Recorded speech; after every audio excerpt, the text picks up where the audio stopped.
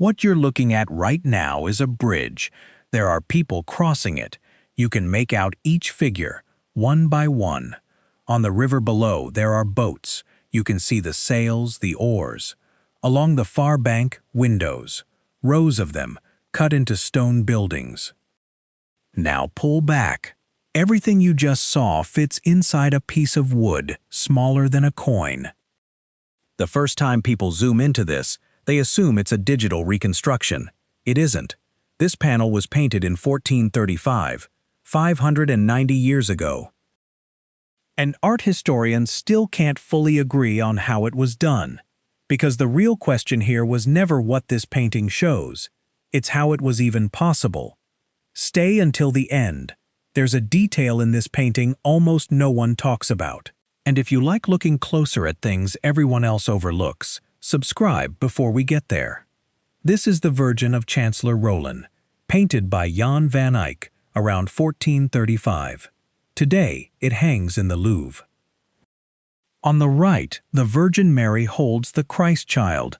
Above her head, an angel lowers a crown, set with pearls and gemstones. On the left, kneeling, an older man in a fur-lined robe, an open prayer book in front of him. That man is Nicholas Rolin, Chancellor of the Duchy of Burgundy, one of the most powerful men in Europe at the time, and he commissioned this painting for a very human reason. Already old and acutely aware of his own mortality, he wanted to be shown, permanently, in the presence of the Virgin, hoping it might help buy him salvation. He paid for an audience with the divine. And here's something that passes us by today, but would have looked close to scandalous in 1435. Look at the scale of the two figures. Rolin is exactly the same size as the Virgin. He's positioned directly across from her, at her exact height, looking straight at her. Until then, the rules were different. A donor who paid for a religious painting was always shown smaller than the sacred figures and almost never appeared alone. A patron saint had to be there to formally present him to the Virgin. Here, there's no intermediary, no saint, no one. Rolin paid to appear face-to-face with the Mother of God, at her own height, with nobody standing between them. Some historians read that as more than devotion, as a statement about the man himself. Behind the two figures, between the arches, an enormous landscape opens up. A river cuts through the composition, splitting the city into two halves. And this is where most people stop looking. Zoom into the bridge. There are figures crossing it. Zoom into the river. Boats, with their sails and their oars, rendered in full. Zoom into the far bank. Windows, towers, bell towers, the spire of a cathedral.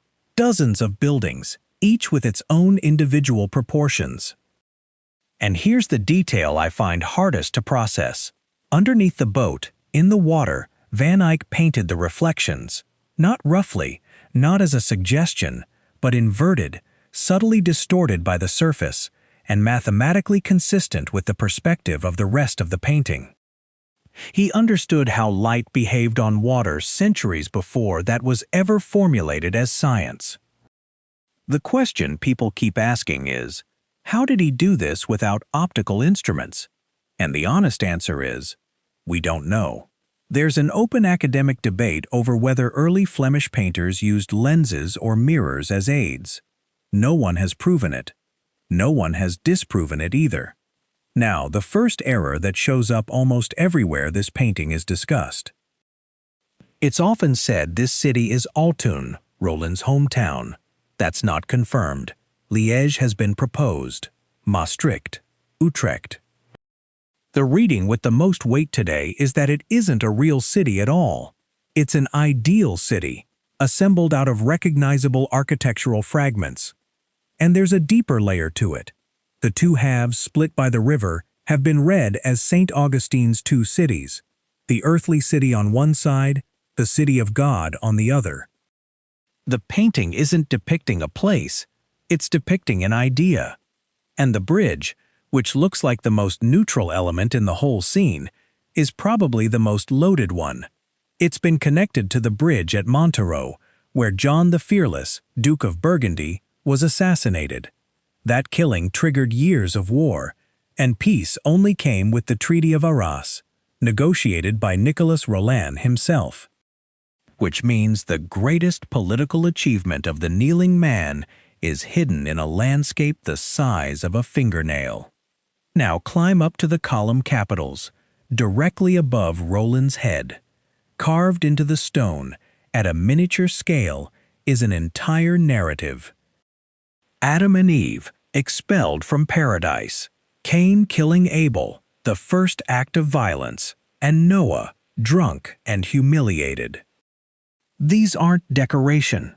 They're the three great falls of man, placed directly over the head of the one man asking for forgiveness. The painting is reminding him exactly what he's made of. Move down now, to the base of the columns, where they meet the floor. There, almost impossible to see without zooming in, are tiny carved rabbits. They look decorative. They aren't. In medieval iconography, the rabbit wasn't an innocent animal. It was tied to carnal desire, to the weakness of the flesh. Some readings go further and argue the rabbits are deliberately shown crushed under the weight of the architecture. Sin, overwhelmed by faith. It's an elegant reading, and it might be right, but it's worth being precise. This is interpretation. No one has demonstrated that Van Eyck intended it.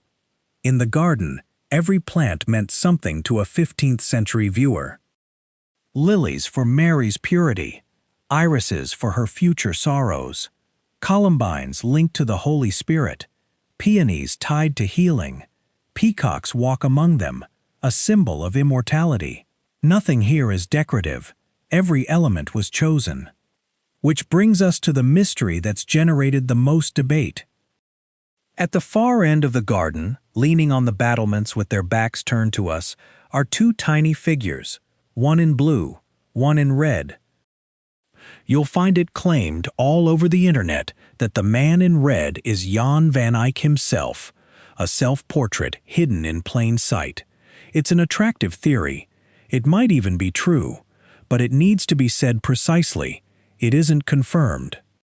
When the Louvre dedicated a full exhibition to this painting in 2024, following its first deep restoration in over 80 years, the identity of those two figures was still listed among the painting's open questions, not as an answer. That's the reason this small panel keeps unsettling people almost 600 years later. A powerful man paid to secure himself a place in eternity, and the painter gave him something even he could never fully see. A complete city that fits inside a coin, a political assassination hidden inside a bridge, and two figures with their backs turned who, nearly 6 centuries on, we still can't name. If a painting hiding in plain sight can conceal all of this, imagine what's waiting in the ones you haven't looked at yet. Subscribe, and we'll keep finding them together.